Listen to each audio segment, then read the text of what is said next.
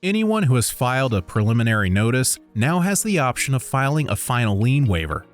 To accomplish this, go into the preliminary notice through an advanced search or through My History on the right side of the page. At the bottom of the preliminary notice, there is a Final Lien Waiver button.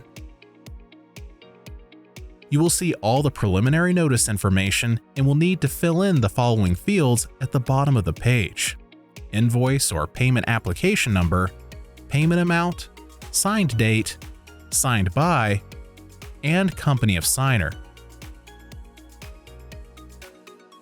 After submitting and reviewing the entry, add today's date and type your name into the signature box. There's no charge for filling out this waiver.